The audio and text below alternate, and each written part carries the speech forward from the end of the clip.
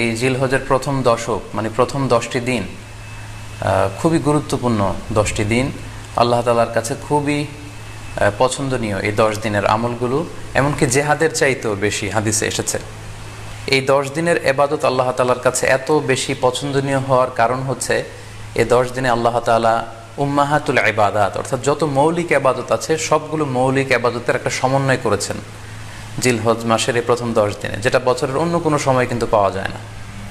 কারণ এই 10 দিনের ভেতরে সালাত আছে, নফল সিয়াম আছে, সাদাকা আছে, কুরবানি আছে, হজের প্রসঙ্গটা আছে, যেটা বছরের অন্য কখনো এরকম উম্মাহাতুল ইবাদাত অর্থাৎ যত মৌলিক ইবাদত আছে সব মৌলিক ইবাদতের কম্বিনেশন সমন্বয় বছরের কোনো সময় কিন্তু আসলে হয় না, যেটা হয়ে থাকে জিলহজ মাসের প্রথম এই 10 দিনের ভেতর। এজন্য এই 10 দিনের ইবাদত আল্লাহ তাআলার কাছে অত্যন্ত বেশি প্রিয়।